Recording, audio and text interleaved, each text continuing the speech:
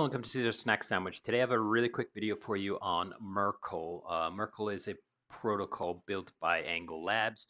They are the creator of Euro stablecoin, the ERG Euro stablecoin. Anyhow, basically, as you can see, it's the AG here.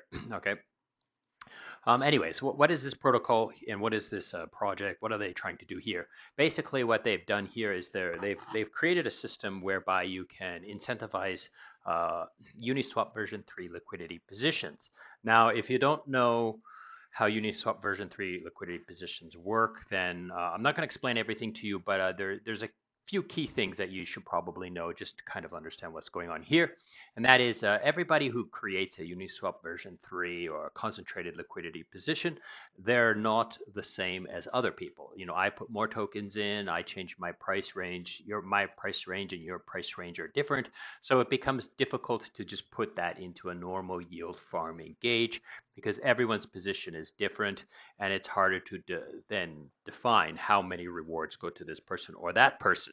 So instead, what they've done here is they've created a system whereby they can look at these positions and then reward those positions according to some parameters. Now, as usual, I'm going to go through the docs today. I don't really need a flow chart to explain this to you, but as you can kind of come here and check out, because the key thing of this is that you could be in this position on SushiSwap, farming sushi there, and not even know. Like maybe you don't even know that you can farm this sushi rewards or the rewards for this pool here. You're just in this pool, maybe farming the fees, the trading fees, right? And if you're over there doing that, you can come to this website and see if your position is incentivized at all. And even if you're in like an Iraqi's vault or Gamma Strategies vault or this DeFi Edge vaults, on all of these different chains, okay, Polygon, Ethereum, Arbitrum Base, you could be in any of these positions on those chains, and there might be rewards here waiting for you to claim. Okay, so I would suggest you to at least come and check to see if your positions are covered, if you are providing liquidity to any concentrated liquidity positions on all those various decks. There's quite a few here, so you know, take some time, dig through here, and you might even be able to find some opportunities that you want to take advantage of and provide liquidity to those positions yourself. Okay. So let's go over to the docs and kind of go through it super quick. It shouldn't take too long, so because it's not a very complicated thing. But anyhow, so basically what they're doing is they're looking at the positions off chain. So they have a script that they run periodically. So it kind of says here that like depending on which position, which AMM and which chain it is, the time of when they run that script is different. Because obviously on Ethereum, they're not going to run it as often as some other side chains. But anyhow, so every 6 hours or every 12 hours, they run this script.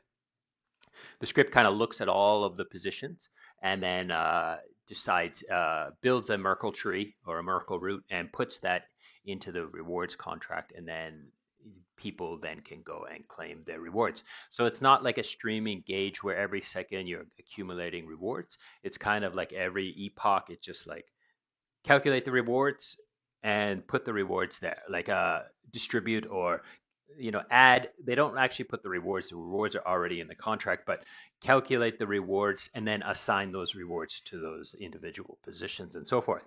So there's a few things that they look at. So here are the three things that a project who wants to incentivize liquidity will then kind of use these as a metric to decide like which positions they want to incentivize and so forth. So first of all, they can use the fees. So obviously, if a person who's providing liquidity is generating a lot of fees, then they are providing liquidity inside the trading range. So they're managing their liquidity position to stay inside range, and they're producing fees. So that using fees to distinguish should that person be rewarded is a good way to do it, because their position is obviously being utilized, right? That liquidity is being used, so they can incentivize people who are based on the fees of their fees versus the rest of the fees within that position. The amount of token A versus all of the token A, or the amount of token B versus the token B. So if you think of it like a governance token, if I want a lot of my governance token to be locked into this position and be able to sell, I might want to reward that. Or let's say I want a lot of Ethereum on the other side of my token as a kind of floor price. I might want to incentivize that. So I might give more rewards to people who are providing more of one token. So their range is not 50-50. It's more like maybe 20-80 or something like that, or 80-20, right? So there's these possibilities, these three possibilities that they can kind of use to incentivize, and then they also have the ability to boost if the person is holding some sort of other token. So in the case of like BECRB or BE Angle or any of the like locked tokens, you could use those, or you could use any token per se, but maybe you want to, most likely you want to give boosts to someone who's locked your governance token and has some sort of voting rights and so forth of that locked position. Okay. Now the next thing, I did show you this already in the front end. They cover the AMLs, which is basically like Iraqis or Gamma Strategies or this DeFi Edge. These are projects that will manage the liquidity range for you. So they will rebalance for you, and they kind of move your liquidity balance range for you and kind of manage this for you. Now, these are definitely good for people who want a hands-off position and so forth. So it's definitely worth considering. Okay, so if you are in one of those, or you're thinking to use one of them, you can kind of come here and see if it's being incentivized to use those. And they also talk about the fact that because it's off-chain, they can kind of add these things at any time. There's no like need to redeploy contracts, or because the script is run off chain, so they can just be like, okay, let's look at this now, and let's add this thing to look at. Let's add this thing to look at. Let's build this MERKL tree, and then stick the results of that MERKL route into the rewards contract. Okay. Um, Moving down now, they do talk here about blacklisting. So sometimes, some of those, like maybe you build something and it doesn't have the ability to claim those rewards. So you would tell them, oh, you need to blacklist my contract so that I don't break rewards. And they talk about here, like if rewards are not claimed within a year, then they're going to recover them, because why would they just leave them there? If it's 1 year and somebody's never claimed, it's probably bricked, and then they're just going to distribute them pro rata to everybody else who should have got those rewards.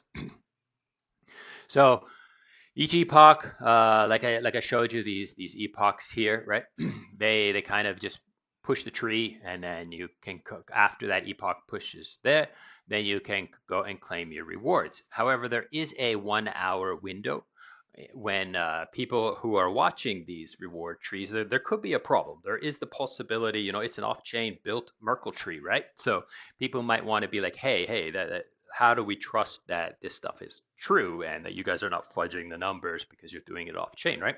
So they have this dispute period for every time that an epoch is flipped and the MERKL root is uploaded.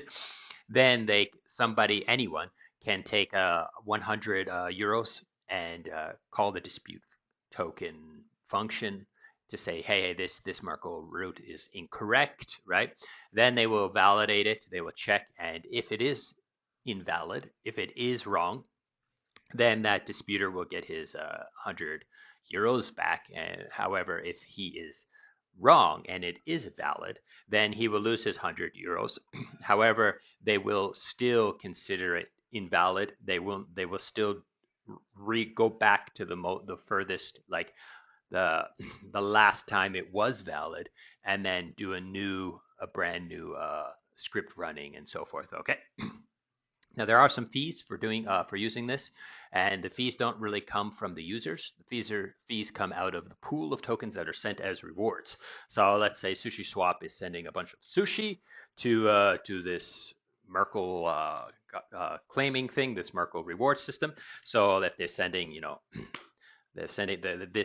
the MERKL is going to take 3% of those sushi rewards and keep them for their own uses. However, if they are incentivizing the the Angle Euro or any other Angle token that has to do with the Angle protocol, then they waive this fees. Okay, so this is pretty much it. As always, come and dig deeper, check out, find out if this is something that you're interested in using, and especially if you're already providing liquidity to some concentrated liquidity positions, I would highly suggest you to come here and check just to see if you have past rewards that have not been claimed. Okay, so that's it for today. Thank you so much for watching, and I appreciate it. Goodbye.